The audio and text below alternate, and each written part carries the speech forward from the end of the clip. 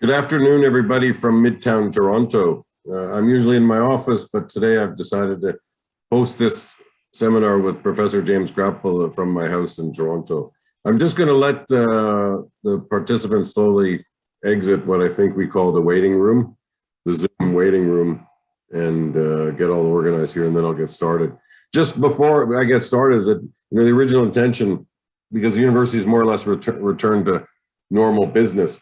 Our original intention was to have James in town, and then different things occurred and we decided to keep it on Zoom. But I want to pledge that James is an old friend and a wonderful colleague. So he's got to come to Toronto in the fall, right, James? We're going to have something, and we'll invite a few more people too. But that would be lovely. So just watching the participants here. So again, Robert Austin here, Munk School of Global Affairs and Public Policy, Center for European, Russian, Eurasian Studies. We've got an hour. We're going to do a different format today. We're going to have an hour-long session. James is going to talk, and then we're going to go to Q&A. The Q&A function is the tool for if you want to ask James a question. He can see the questions. He's done this a number of times, so you probably won't even need me, James, to field the questions. But we'll see how it goes if you need me. But beyond James's really impressive bio that you've already seen on the website, I consider James in this pool of wonderful and wonderfully talented experts on Central Europe, but more specifically Czech Republic, but as well as Czechoslovakia. James has made a great impact as a historian on Central Europe. He's as you know, he's at McGill University. He's played a role in my life that is kind of interesting, which is that I'm not a Czech specialist, although I'm interested in Central Europe, but I'm more of a Balkan specialist. But when I started organizing more and more Czech events, the name kept coming up, James Grapfel, James Grapfel, James Grapfel. And this was largely through a mutual colleague and friend, Barbara Falk. But there are others. And since then, James and I and others, and special thanks as well to Georgina Steinsky, who's one of our donors and supporters. Because of people like James, we've kept the spotlight on Czech Republic and things Czech and things Central Europe. And this discussion today is part of this annual series we do. It's, I think, either the 5th or the 6th talk we've had, James. And the next one in the pipeline, by the way, is we're going to be hosting Paul Wilson.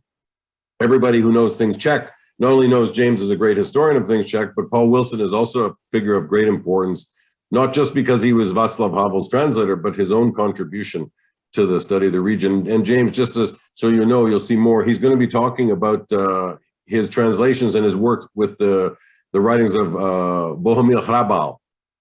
And this is something that's always interested me because I'm a huge fan of Hrabal, but I'm also always perplexed how Paul can translate that, because that's really tough stuff.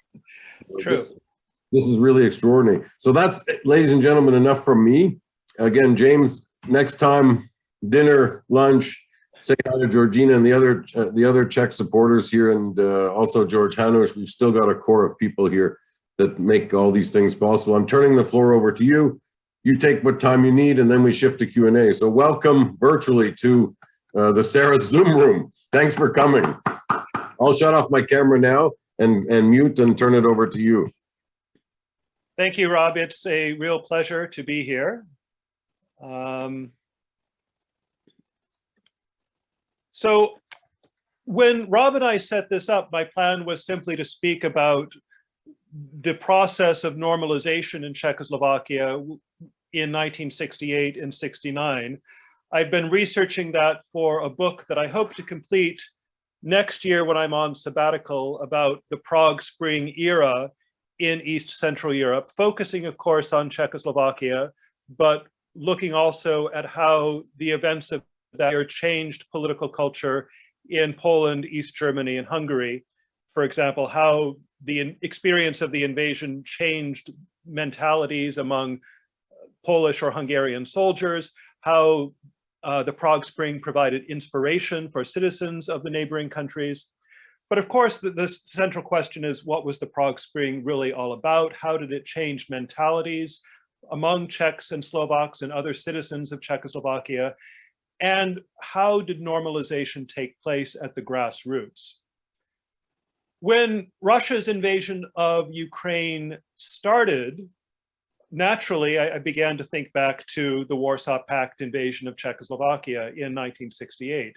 And actually, I began thinking of that even before the invasion started, because when I saw on the news Russian forces massing on Ukraine's border, I could not help think of the so-called military exercises in the summer of 1968, the troop movements around Czechoslovakia's borders.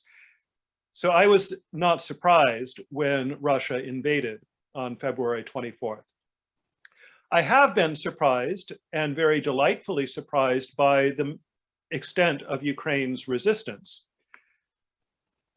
Initially, I, like many, had imagined that Russia might occupy the country within a week or two. And though it's occupied some parts, it's now quite questionable whether Russia will succeed in occupying the entire country.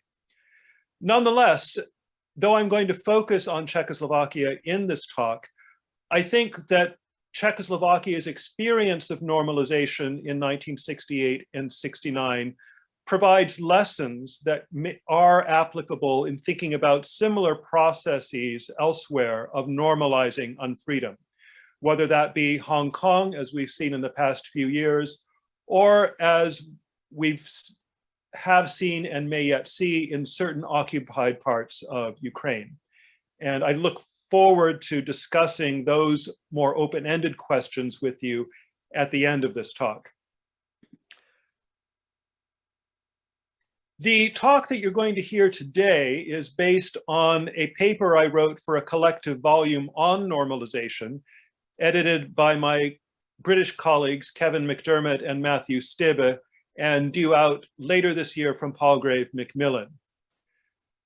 My goal is to explain the emergence of what Václav Havel called the normalization panorama. He describes this in The Power of the Powerless as a socio-epistemological environment by which individuals acquiesced in their own degradation, hiding it behind the high-sounding facade of ideology, and therefore cementing it for a very long 20 years. My focus is on the grassroots, on the forces that gradually led a critical mass of citizens to deny support they had expressed in 1968 for the reform program, and instead, at least publicly, to profess love for the Soviet invaders and loyalty to Husak's Quisling regime installed in April 1969. And in the paper and today in this condensed talk, I'm going to examine the process through the lens of a single district, the district around Nymburk in central Bohemia, because it provides a good illustration of the general processes that took place at local levels across the country. And you can take it as a preliminary study in preparation for the more systematic comparison that you'll be able to read in the book when it's done. Many observers have noted that the process of normalization in Czechoslovakia can be divided into two phases: Dubček's normalization and Husak's normalization. And I think we can discern three sub-phases in each of these two normalizations. In the first, we see a panorama of patriotic unity, quite different from the one about which Havel would write. That more negative panorama would begin to take shape only in the second sub-phase of Dubček's normalization, with Husak already as one of its chief strategists. So we can speak of a five-step process by which the panorama of Gustav Husak's normalization was created. So I'm going to explain this process in the bulk of my talk, but then at the end, I'll tie it back to Havel's reflections on the panorama in The Power of the Powerless. And then I'd like to hear your thoughts on how universal a model this may be.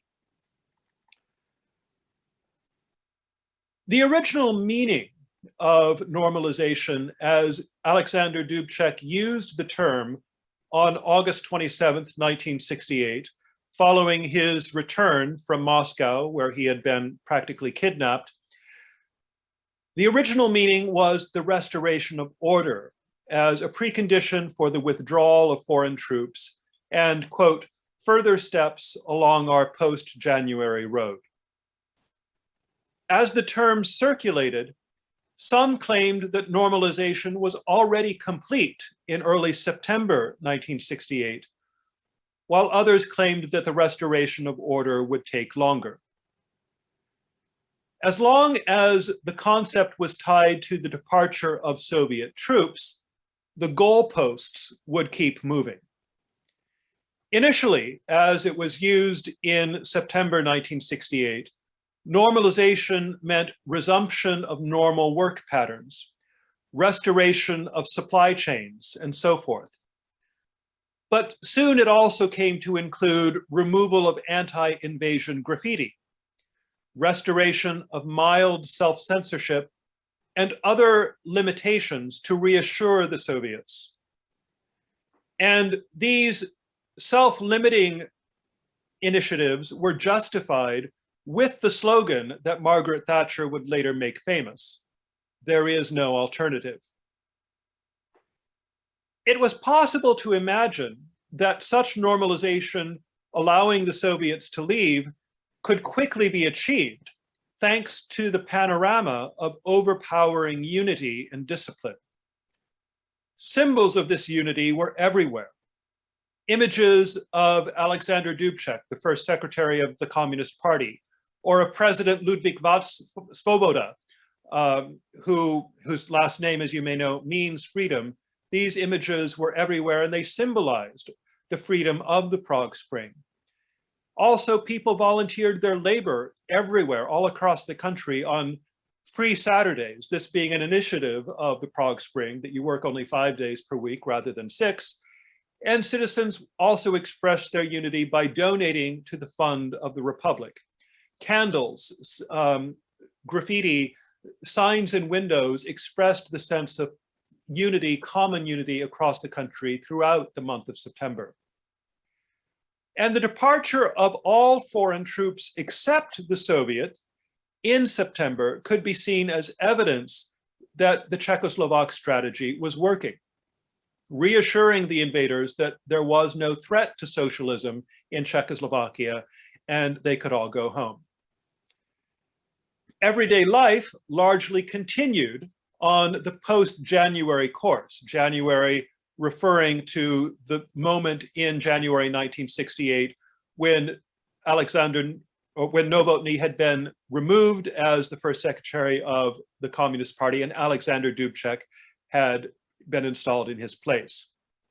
So signs of this everyday life continuing on the post-January course included new associations that continued to be founded in the fall of 1968, rehabilitation of those persecuted under Stalinism continued, local party cells as well as other groups continued drafting local action programs, process across the country that had begun in the spring of 1968. There was not just the Central Party Action Program, but groups across the country were drafting their own. And Czechs and Slovaks continued to articulate visions of what they called a new society in the fall of 1968. Although now these visions, in contrast with those of the summer, had a sharpened emphasis on truth. The high point of this panorama of unity was October 28th, 1968, when citizens marked the 50th anniversary of the Republic's founding. Civically organized events took place everywhere, and they were extremely well attended. Organizers and participants drew connections between the founding of Czechoslovakia and the idealism of Tomáš Masaryk and the legionaries who had fought for Czechoslovak independence. And they also cast the Prague Spring as a refounding of the Czechoslovak Republic.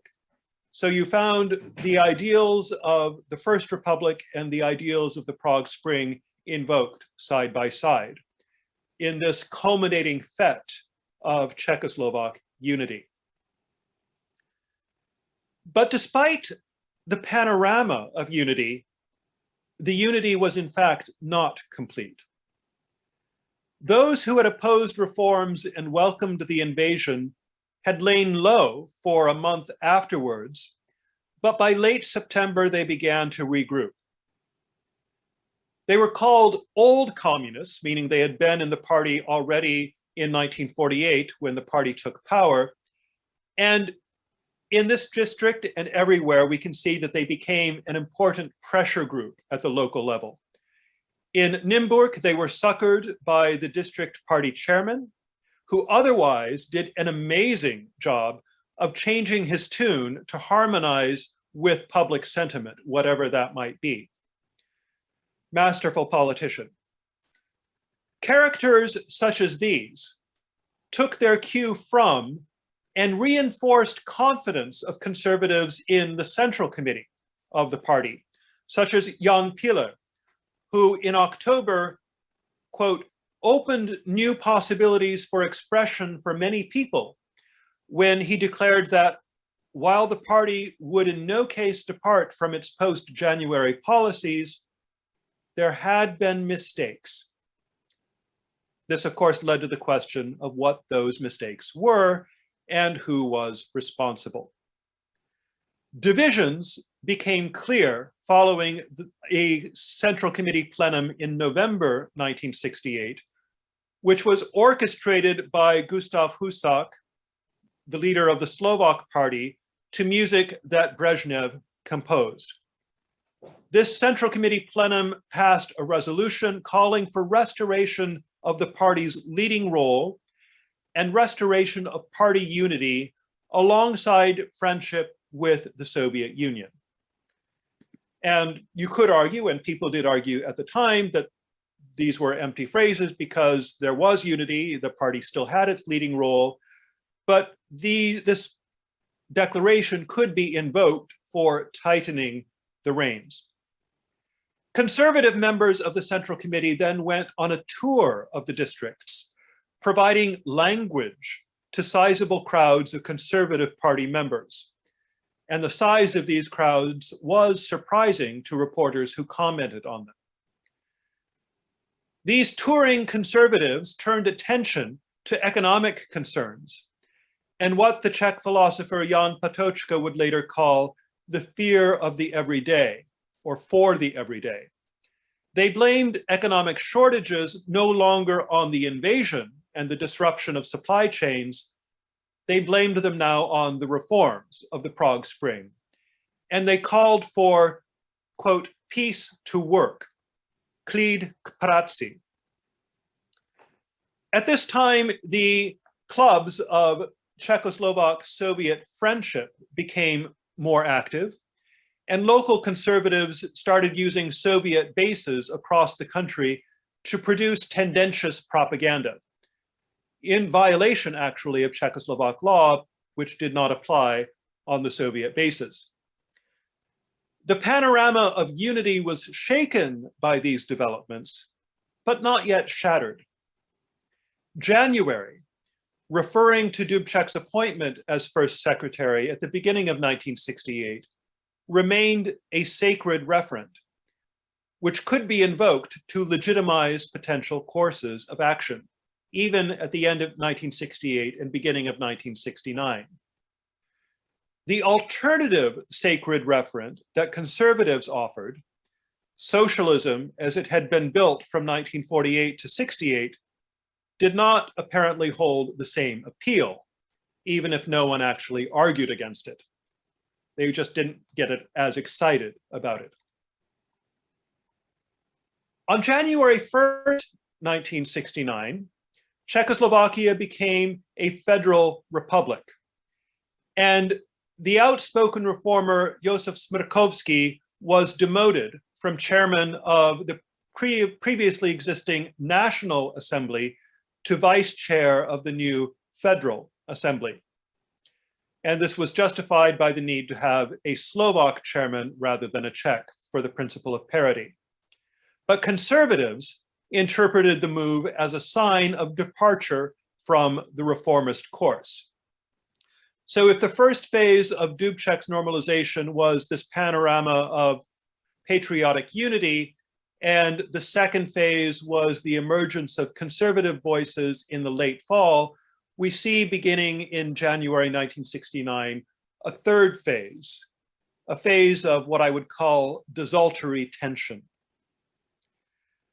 In Nymburk, the district party committee formed a commission to evaluate post-January development, and its report at the end of the month prompted rancorous displays of disagreement within the district party committee, in part because the student Jan Palach's death by self-immolation on January 19th had had the effect of emboldening defense of January.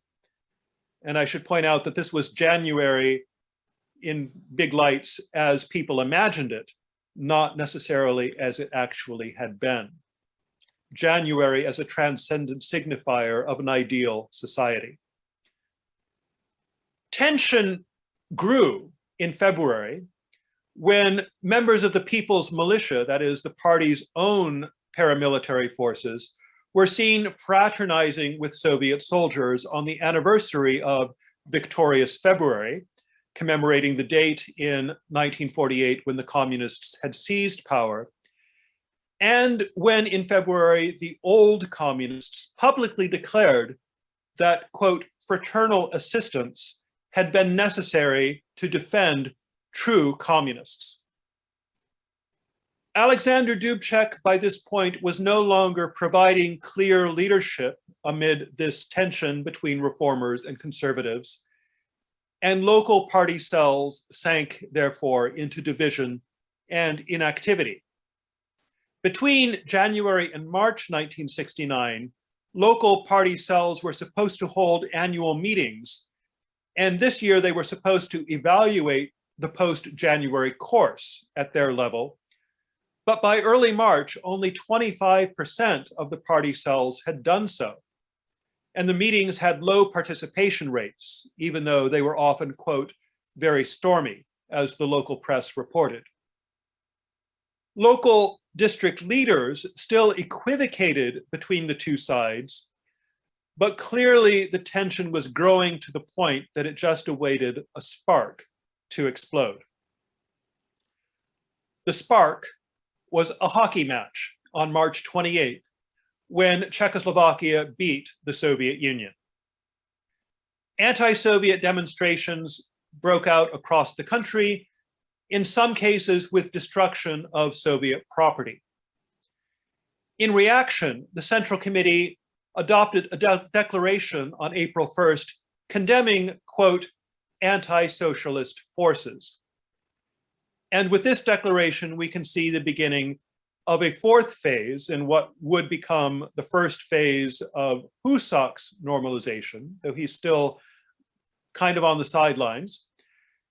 And I say this marks the beginning of a new, very different phase, because calling these hockey riots anti-socialist forces, you're seeing that the signifier does not correspond with the signified, which was a hallmark of the new panorama. There were, in fact, no anti-socialist forces. These were anti-occupation forces, but the language could no longer express that, at least not the official language. In Nymburk, the district committee plenum declared it would no longer tolerate incorrect interpretations of party resolutions or, quote, subjective opinions.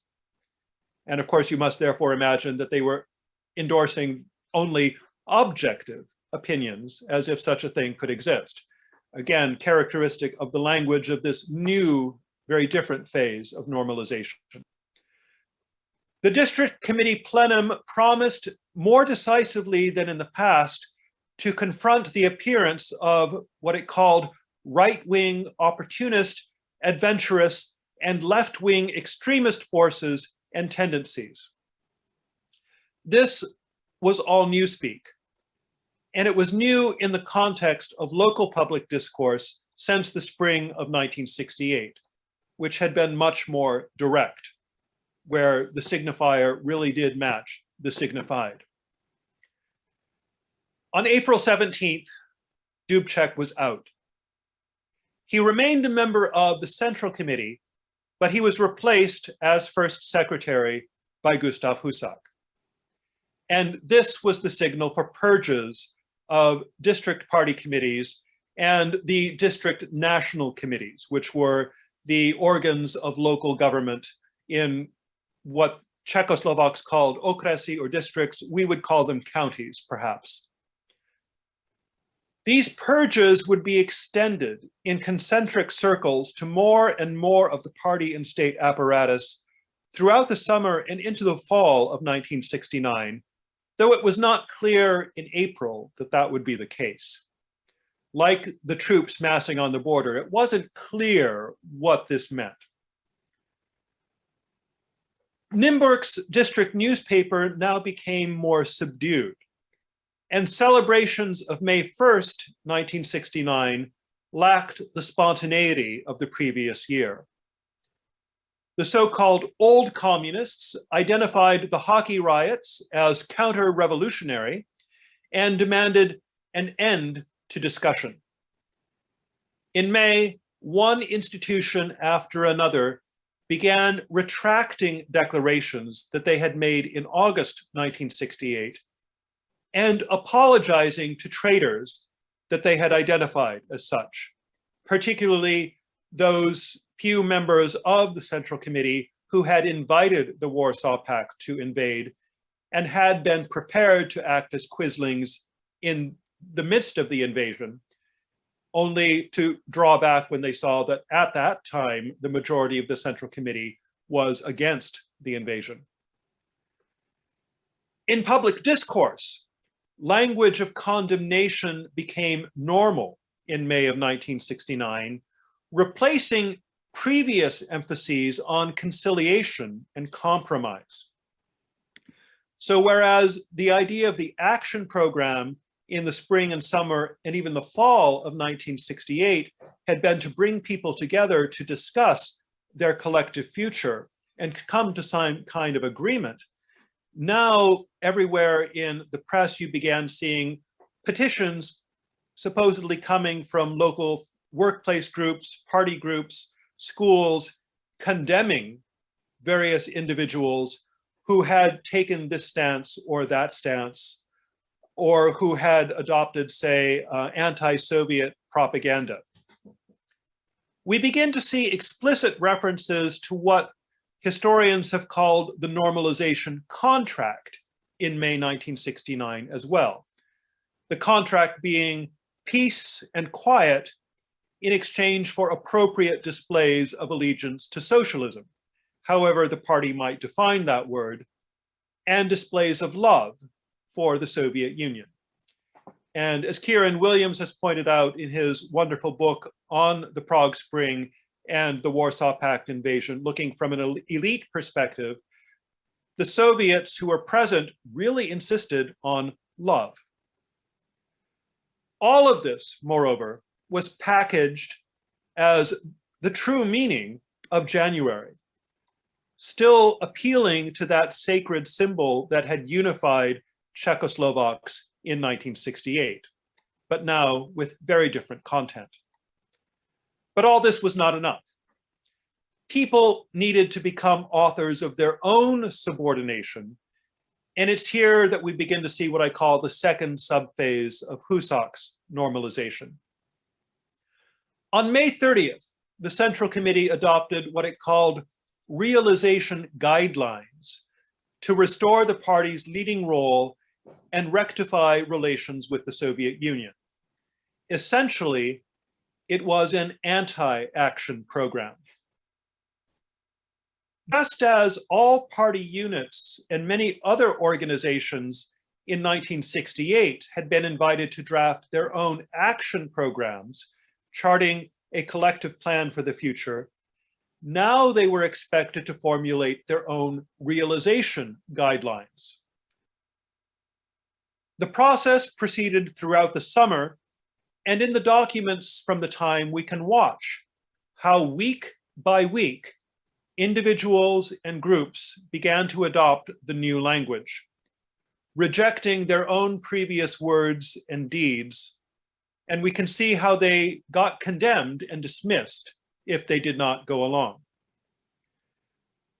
The district newspaper editors were fired, replaced by party hacks who rejected any notion of objective journalism and turned what had been a venue for critical debate into a pure propaganda rag.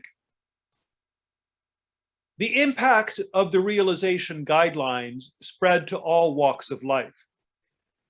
To invoke the greengrocer that Havel makes the centerpiece of his analysis in The Power of the Powerless, we can refer to a Communist Party cell in a Nymburk grocery concern, which pledged to deal with employees who did not serve Soviet customers with appropriate enthusiasm. And you can imagine the scene. A Soviet soldier comes into a shop and the shopkeeper pretends not to understand Russian. Oh, we don't have what you're asking for. And now this kind of behavior gets criticized. Those employees who do it are going to be dealt with.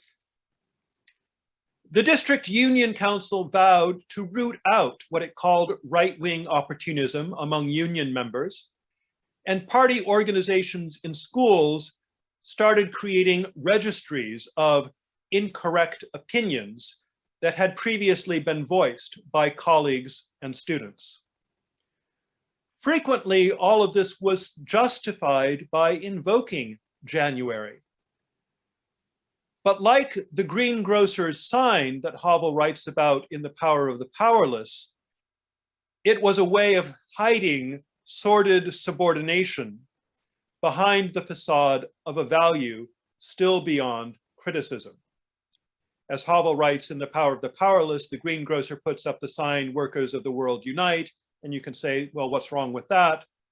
But Havel points out that the sign really means, I, the greengrocer, am entirely subordinate and will do whatever my superiors tell me. The anniversary of the August 21st invasion marked the beginning of the third and final phase of Husak's normalization.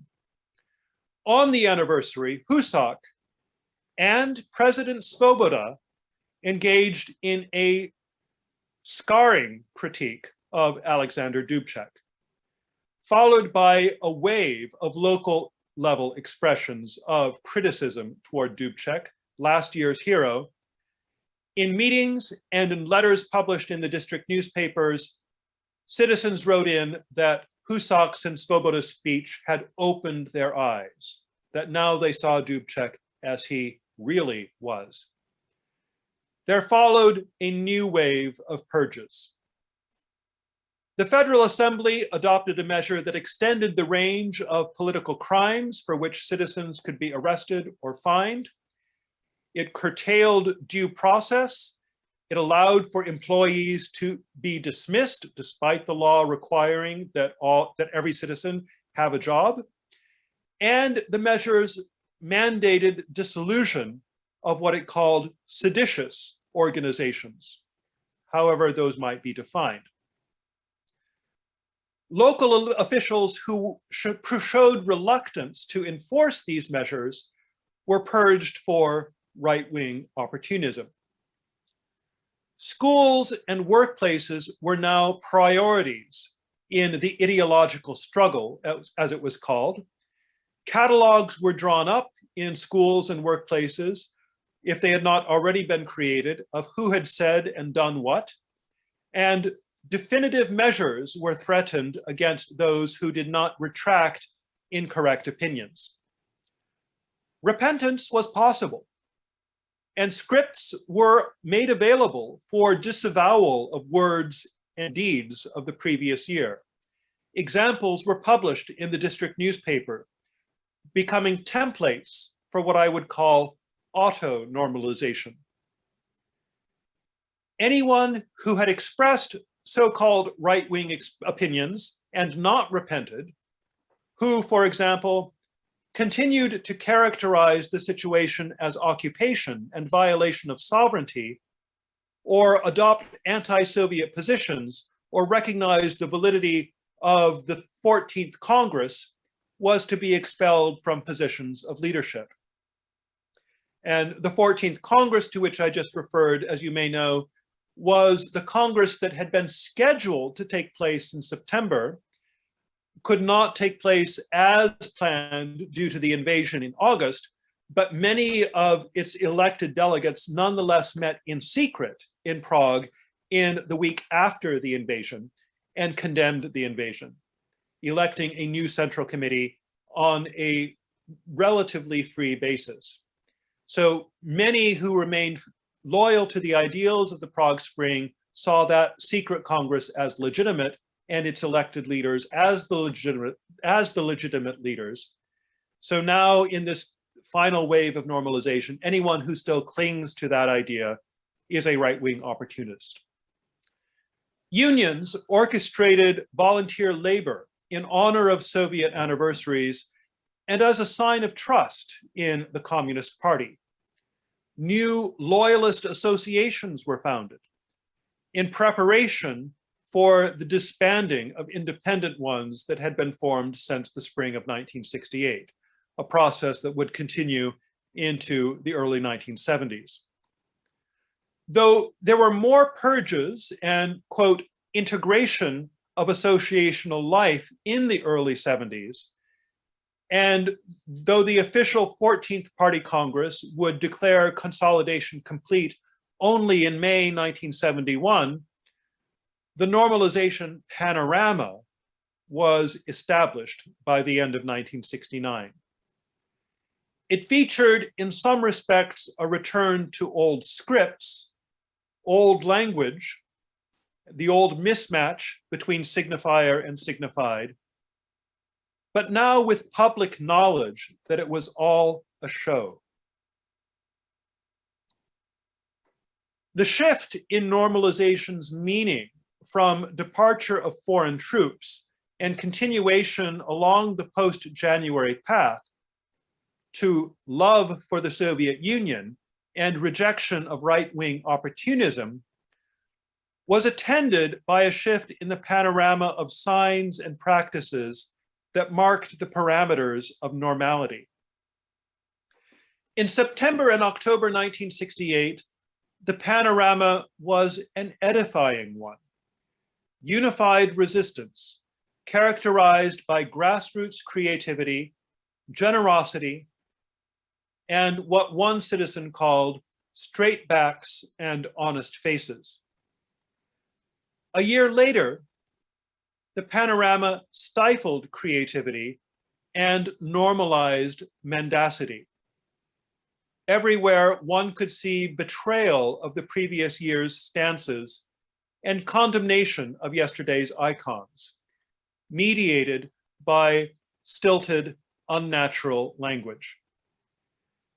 Accompanying these shifts was a fundamental revision of the social contract. From acceptance of circumscribed freedom in exchange for preservation of at least some of the spring reforms in the fall of 1968, to now, at the end of 1969, public performance of ideological conformism in exchange for a quiet life. The decisive break between these two social contracts, these two panoramas tied with them, came in April, when citizens were no longer asked just to accept restrictions, but to begin producing signs of adherence to the dictated paradigm. Again, the Tina argument, there is no alternative, and lingering hopes of salvaging some reforms helped maximize cooperation. And then came the realization guidelines and the associated purges. Consolidating control over social organizations and media, then closing spaces for dissent in schools and workplaces, the re-centralized party was able to create a panorama based on a false representation of 1968. The need to lie about one's stance in 1968 continued, as you know, throughout the normalization decades, since a record of one's stance in 1968 was maintained in employment offices and it was the subject of questioning in interviews and applications.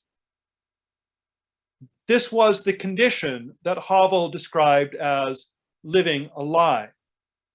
Though, as you know, if you've read The Power of the Powerless, that condition was even more all-encompassing than I've been able to describe in this short talk. A close look at the beginnings of normalization can help us understand, however, why Havel's notion of living in truth would have resonated with his fellow citizens, and why dissent could be as simple as living in truth. While Dubček's normalization still allowed pluralist discussion in search of truth, Husak's truth was dictated, and it was quite evidently contrary to facts and experience. The truth opposed to the foundational lies of Husak's regime was not necessarily an objective modernist truth, as Havel's critics have sometimes averred. It was rather a matter of personal integrity, of embracing one's own responsibility to seek truth in a field of uncertainty instead of accepting truth as dictated by external authority, especially when that so-called truth violated one's own experience. What happened in 1989 is that a critical mass of people began to live in truth. And when this happened, the normalization panorama collapsed. It is, moreover, no coincidence that when the panorama collapsed, the first instinct of most Czechoslovak citizens was to pick up where they had left off when it had been erected in 1968 and 69. But for that story, you'll need to see the book I wrote on the revolution of 1989. So what about Ukraine?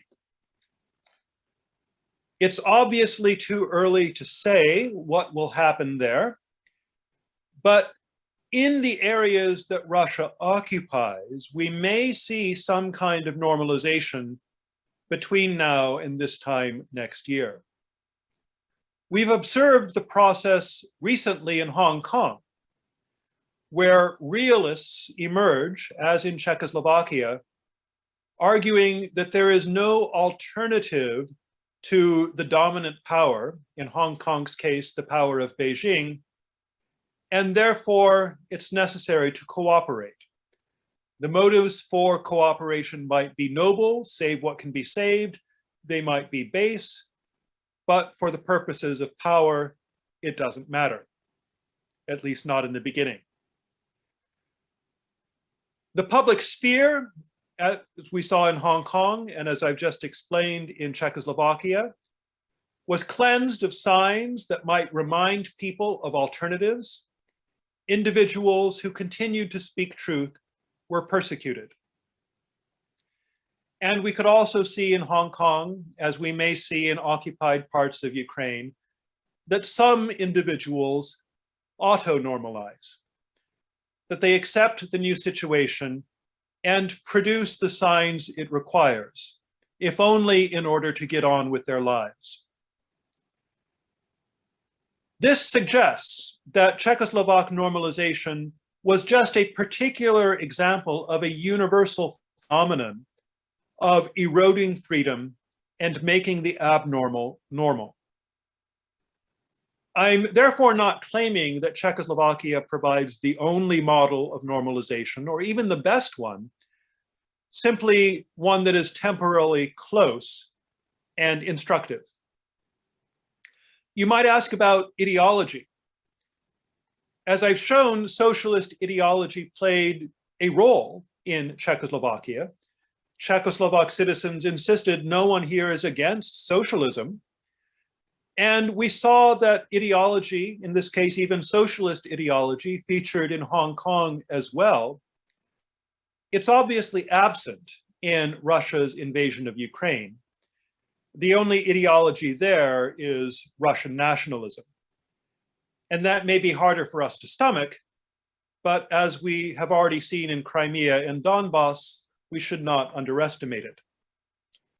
And for what it's worth, that kind of nationalist ideology, in a somewhat twisted sense, was present in Czechoslovakia too, in the requirement of love for the aggressor. Still, Ukraine after the Euromaidan is not the same place as it was in 1991 or even 2004. And the new script and signs of adherence that normalization would require would, like in Czechoslovakia, only be a show. So let me conclude by inviting discussion on how the Czechoslovak experience can be situated in a general pattern that is relevant today. I'm really curious to hear what you think. Thank you.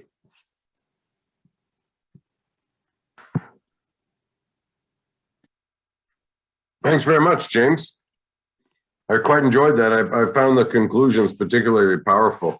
And I often, I spend a lot of, like you as a professional historian, I really spend an awful lot of time trying to encourage my students who are, born long after any of these events. Of course, and I don't want to say fall of Berlin Wall because we've discussed that. Let's say the breaching of the Berlin Wall. I think that's more accurate. But to get them to read Havel's Power of the Powerless is extremely important. And in some ways, I kind of miss what Havel would have to say about this current fiasco that's unleashed by the Russian Federation on neighboring Ukraine. Moreover, I'm always reminded of Havel's amazing speech to our own parliament, the Canadian parliament, that is, regarding the intervention in Kosovo, which, to me stands out as one of the most important cases for why you don't stand idly by when people are ethnically cleansed. But that's all I want to say.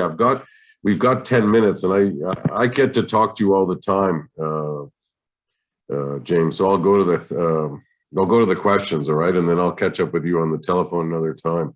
Okay. George is an old friend, and I'm seeing him Monday. Hey, George, I'll see you Monday. Okay, we're having coffee Monday. He's got two. I'm going to give you the easy one because he's asking another one, James, which is about no historian wants to have, which is, does history repeat itself? Definitely. Okay. Remember what Marx said. It's that, once is tragedy, the second time is farce. But I'm going to go with Anna Haran first because she's a former student and she studied at McGill and she also studied at U of T. So, James, how would you compare the case of Czechoslovak normalization of Czechoslovakia to the current situation in Belarus? That's a very good question. Is it ever? It's a question I would expect of Anna. And because I try to imagine that I'm a good historian, I hesitate to answer it, especially not being a historian of Belarus. I've read a lot about the events in Belarus, especially in 2020 and since. I'm also, as you may know, the editor of Canadian Slavonic Papers, and last fall we issued an issue with a special section on the uprising in Belarus. I would hypothesize, though, that we can think of the process that has followed the suppression of the civic movement in Belarus as a kind of normalization. Of course, it's very difficult to do research in Belarus today. And so our knowledge of what exactly is going on there is somewhat limited. But from refugees and what contacts still exist, we can, of course, see that those who did not want to emigrate, who wanted to keep living their lives, had really very little choice but to auto-normalize, as I've called it, and return to producing the signs necessary in public life, in schools, and in the workplace to enjoy peace and quiet in the regime. And I would point out one article in that special section that we published by the French sociologist Ronan Hervouet, who writes about how ordinary Belarusians even under Lukashenko's regime, are able to carve out spaces of dignity. And reading it made me think of normalized Czechoslovakia and how ordinary citizens took refuge in their country cottages, that these were spaces where they could enjoy freedom and a sense of human dignity. And Ervouet argues that Belarusians do much the same with their dachas, and they have found other ways to carve out spaces of dignity within the regime. So I think yes, Anna, you're right, that we can see this process after the suppression of the civic movement in Belarus as a kind of normalization. Spaces of dignity, James, very important term, and something we all need to think about. You know, again, when you try to explain, living under these regimes, again, especially the Canadians who have grown up in such a circumstance, it's terms like that that actually help people conceptualize what it's like, or the notion of having to have two personalities. And that's something that was very important.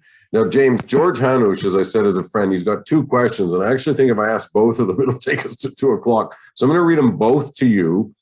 One I've already put in the answered box, but the first one is, so James, just make a note. I'm going to give you 2. The second one is the one that nobody wants to get, but I'm going to give it to you anyway. All right. By the way, I just taught 56 this week and 68 in my survey class, so this is really close to me. Did the normalization process also get applied after the Budapest Revolution in 1956 and the disturbances in Berlin? Is this a template for occupying forces?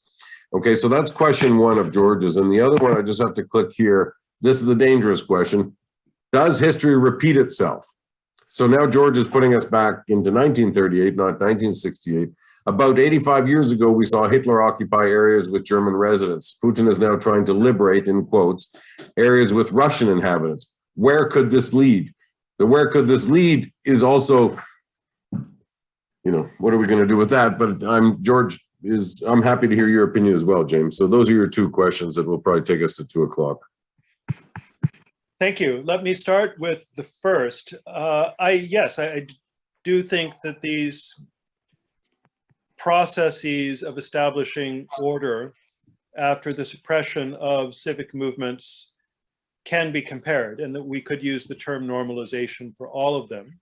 Certainly after the Hungarian Revolution of 1956, and yes, after the uprising in 1953, not just in Berlin, but throughout East Germany. The term normalization has become prominent due to Czechoslovakia's rock star status, I guess, among European nations. I'm sorry, I'm a fan of Czechoslovakia, so forgive me for elevating its status perhaps more than it deserves. And I see that my internet connection is unstable, but normalization is a term that has come into parlance thanks to the events of 68, 69, based on the Czechoslovak model. But I think we can definitely apply it elsewhere, and not just in the 20th century to the suppression of liberation movements in Eastern Europe, but as I've suggested, Hong Kong, we can go back in time, we can go to other continents. And this leads, what about Hitler's occupation of the Sudetenland and then the rest of Bohemia and Moravia? Certainly Czechs and Slovaks in 1968 made the comparison between the invasion of 1968 and the invasion of 1938. This was quite explicit, actually, on October 28th, the anniversary of the founding of the Republic. Some communist functionaries on that anniversary tried to argue that actually West Germany was a greater danger to Czechoslovakia than the Soviet Union, because of course there were fascists still in West Germany. And look what the German fascists said. One who's listening, this is absurd, because West Germany did not just invade a few months ago, it was the Soviet Union. So definitely this was a comparison that Czechs and Slovaks made. But the question also touches on Ukraine today. How can we compare Hitler's rhetoric and annexation of parts of Czechoslovakia, rhetoric about an annexation of parts of Czechoslovakia, with Putin's rhetoric and annexation of part of Ukraine. Looking simply at the rhetoric in terms of literary criticism, narrative theory, structurally, in many ways identical. Hitler told the Czechs when he came to Prague, your country was part of Germany for 1,000 years, accept it. And Russia has Putin has basically been saying something quite similar, that Ukraine and Russia are intimately intertwined. Ukraine was part of Russia going back to the 10th century. So yes, the rhetoric is very similar, structurally in some ways identical. And we could draw a lot of other parallels. As a historian, of course, I always caution that history never repeats itself exactly. There are structural parallels and similarities, but that does not mean, but the entire context cannot be repeated. And so structural parallels and even repetition do not necessarily mean that we'll get the same results that we saw with those structures at a previous time. Thanks, James. Just as a note to everybody, and there was a good piece, James. I don't know if you caught it in the Globe. I'm still, I actually still buy newspapers. Ignatieff did an interesting piece in the Weekend Globe a couple of weeks ago regarding. I'm afraid I'm in my university's, one of my university office. Oh, sorry. But Globe and Mail, Ignatieff had a good piece looking at 56, 68 and Putin, okay, if you get a chance, all right? And he had another, Michael Ignatieff had another piece in the Globe this morning, if you want to take a look. And that's for everybody listening. Is there anything else? Okay, James, I'm going crazy. I'm going to let 3 questions because I've got Amit Neufeld here. What in the human psyche leads us to criticize terrible events in faraway places and deep in history and ignore similar events that happen here in Canada, like the suppression of a demonstration of Canadians that were fighting for freedoms? James, this is a little bit out of left field. This is talking about the Freedom Convoy. To be frank, I do not, Amit, see any comparison. But James, you want to answer this? Because I don't see this. I don't see any similarity there. I can speak to the human psyche. In some cases, easier to criticize something happening in a faraway place than something happening close at home. We can read about this in the New Testament if you want. Jesus says, before you criticize the mote in your neighbor's eye, you should look at the beam in your own. And we've all noticed this, that sometimes we don't know ourselves what we should do with our lives, but we can look at other people and see clearly what they should be doing. So this is partly because with distance, we can see other places perhaps in what we see as greater clarity than what we can see at home, where there's a lot more complexity of which we are aware. That would be just my basic answer. And I appreciate that basic answer. So let's agree when we meet again in the fall that we'll keep talking and keeping this conversation going. I wanted to come to it, but we'll do it next time. Some of the foreign policy dimensions, particularly the role of these other Warsaw Pact states, because I know you have some expertise there, because we're talking about the Soviet invasion, but we have to remember, if I'm right, Bulgaria was there too, Romania was not there. And Albania, of course, they know. But Hungary was there, correct? So again, it's USSR, Bulgaria, Hungary, and Poland. Yes. And there were East German troops on the border, though they did not actually invade. They realized that it would be really quite problematic for German troops to invade Czechoslovakia 30 years after Hitler's troops invaded. But it was very awkward in southern Slovakia, where there is a large Hungarian minority, to have Hungarian troops marching in. And many Slovak Hungarians argued that they felt betrayed. Did Kadar, in your reading, and this is my last question, did János Kadar need any convincing? Because by 68, he was emerging as a, the goulash communism, the softer, kinder, gentler, because after 56, he was a murderous, you-know-what. So did any convincing necessary there for him? This isn't really his style. Here again, I would refer you to Kieran Williams, who's looked at this period more from the diplomatic and elite political level. My focus is on ordinary citizens and public consciousness. But yes, the secondary literature seems to have reached a consensus that Kadar was supportive of some of Dubček's reforms and tried to mediate between Dubček and the more hardliners, especially Ulbricht and Gomulka. But at the end of the day, he went along, and I don't think he needed a lot of pushing. Okay. Excellent. So on that note, dear James, dear friends in the audience, I'll bid everyone a good weekend in terms of thinking about faraway events. My mind is constantly focused on what goes on in Ukraine. Some parts of the conversation, it seems to be framed in what we don't do. But to me, one thing, James, that comes through here is that the restoration of Ukrainian sovereignty is non-negotiable. That's my position. And I'm tired of hearing what we can't do. I need to hear what we can do, because James, you and I, we're both historians. We know what happens in the world when people start to treat maps as disposable, or that borders are less, important than they are. So that's my takeaway. 68 and now, these are not identical parallels. Neither was 56 for that matter. As you said, there's a lot of differences. But I really always enjoy when you're here.